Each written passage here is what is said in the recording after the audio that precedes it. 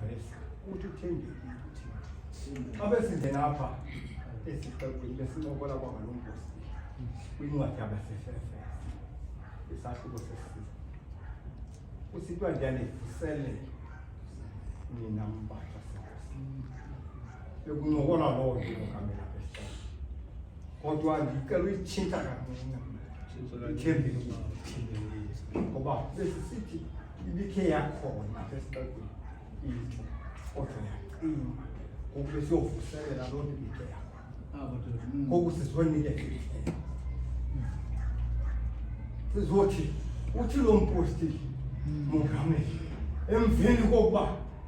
ebefuthule kude namadika kaThixo kodwa wathi emveni kokukholwa nguThixo eDamasko ngokuzonikeza ubungqina kweli bandla lalapha ekhona lasithi uthembekile ngoba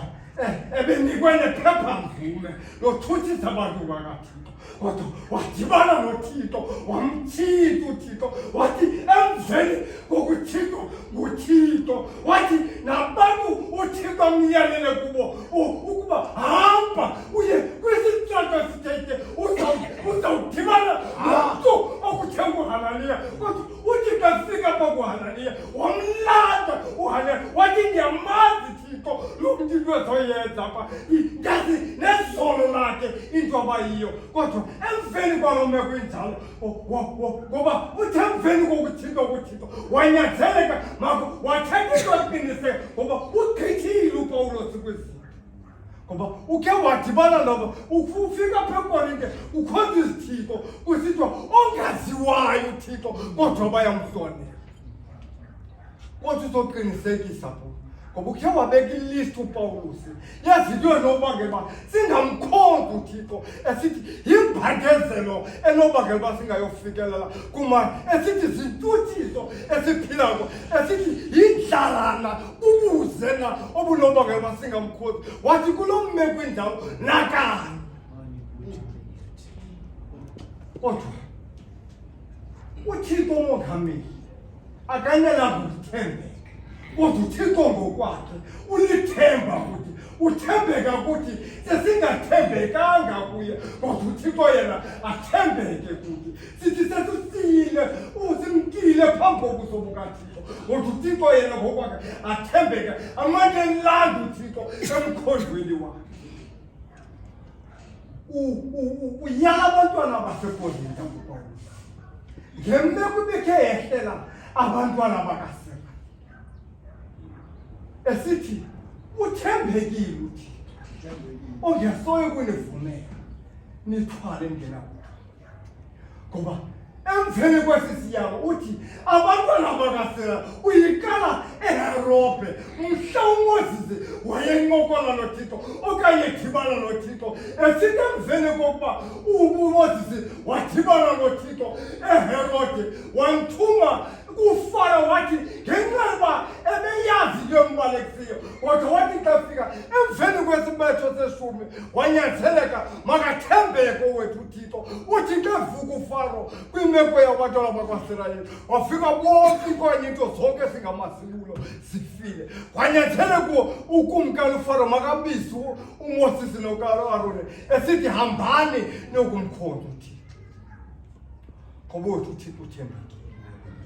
ngoba nangeli xesha bemthende buso uMoses kodwa wathembeka kodwa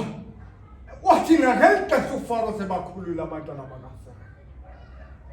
wanyanzeleka makayibize yakhe ikhabhinethi esithi yintoni lana siyenzileyo thina yokuba sibakhulula abantwana bakaSirayeli ngobani nangoku esebazawusikhonza wanyanzeleka makabophe umkhosi wakhe alaqise kubantwana bakaSirayeli wathembeka wethu uThixo xa bekhala kuMoses bevalelele ibandla ilwandle lubovu usisa umkhosi kaFaro ngemva wathembeka besithi bekungekho mangcwabane yiphutha amajuda kunobuso sibulalela ngenhlako kodwa nje imvumo sisi ebalisa amadlaka kaThixo wethu othembekile esithi misani nolubone usindise zawulenzela uThixo ngoba laba iphutha niwabonayo alisayuphinda niwabona kodwa emveni kokuwela wanyatheleka makubele hlophe umwele esithi bulelani nina kuYehova ngoba elungile ngoba ingula phakathi ngebayeni uthembekile bekungekho lula kwindlela epheka kwilizwe lesithembiso kodwa wethu uThixo ethembekile kulome kwinjalo bakhe badibana nenyoka esinobuhlungu apha endleleni bakhe bafike emara ukuchoma amanzi ekaka kodwa wathembeka wethu uThixo waveza icebo ngoba uthembekile uthembeka kwizinto ezingenasensi kuzo kodwa wethu uThixo athembeke nangexesha seliphelelwe lithemba ungayazi uzawudibana santoni uthembeke uThixo sewungayazi uphelelwe lithemba kodwa thembeke wethu uThixo sinoThixo othembekileyo ngoba uthembisile wethu uThixo wathakazisa ukushiya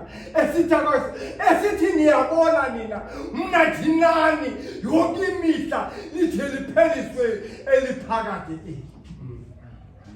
ndicela bawusikhoma uhlabele ingoma